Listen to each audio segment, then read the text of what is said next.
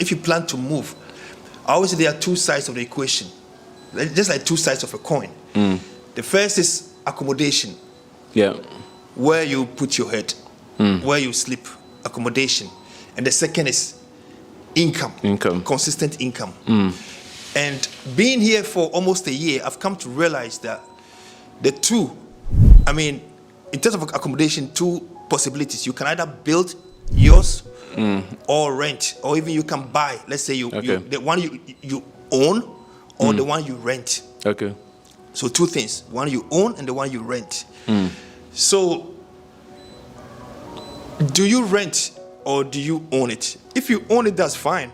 You save the money. But if you have the money and you have to move and you are faced with a choice, should I buy outright or should I invest in a business?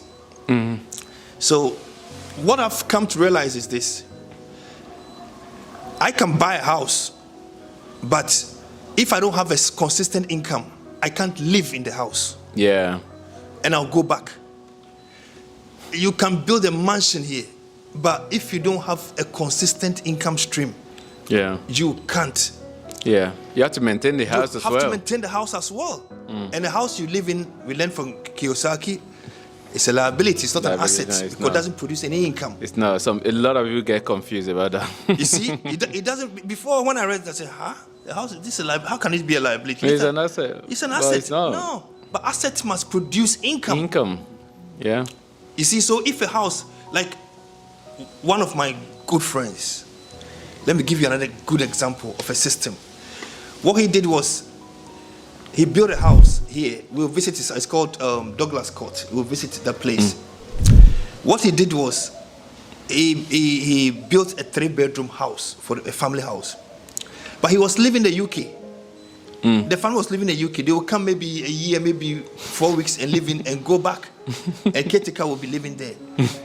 So later he thought about it. When I planned to do the apartments, we started talking about apartments and stuff. And he decided to use the house as apartments. So he had boys' quarters too. Yeah. And he couldn't get land, or so. I mean, it was 2-bed boys' quarters. So he cleared that place, demolished it, and built a 3-bed apartment there. Yeah. And the family one with a garage, he turned the garage into an apartment. So he turned the family house into into 4 apartments, and the other 3 apartments. So he now has 7 apartments. So converting the liability to an asset. Thank you. That's the point. So he converted the liability to an asset, and now it's producing income. Even he's not in Ghana, but he's got a manager. It's a system. They booked online or Airbnb. He sees everything. One thing about online business, no one can go to your account and take money. You can't lie. No one can lie because, you see. So that's the thing. The income side, think about the income side first. Make sure you've built the income side, because if you come, you won't sleep on the street.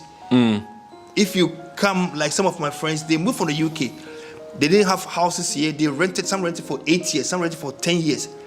But now they've built their houses from the business that they've been doing.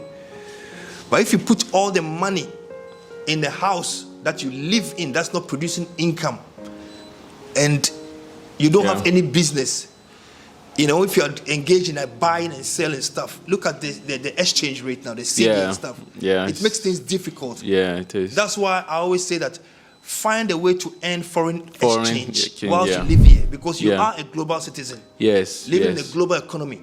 Live local but think global. Live local but think global. And one way of doing that is you can have a system here like Airbnb.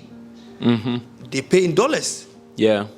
And the locals can pay in cedis. Yeah, I book mine in foreign currency before coming in. So if that Airbnb were to mine, the money will come into my pocket, dollars, and I'll change and I'll smile here. So that's the thing. So if you are coming, it's good. 2 sides. You have the accommodation side, the one you own or the one you rent. But if you own it, make sure you have enough money to produce income to go into business. You see? So that's what I would advise. And then don't be afraid. Fear is what holds us back. Don't be scared. Don't be scared. Be courageous. Be courageous. That's what the Bible says. Be courageous. These children, they have never been to Ghana. Apart from the first two, they have never been here. But we moved, and what I've given them something here that I could have never done it in the UK. You see, so it's not where you live, the lifestyle you give to the children. And in 5 to 10 years' time, they will be far ahead of their counterparts who will come after them. Because I'm positioning them here. Yeah, advantage. Africa is the future, and the future is now.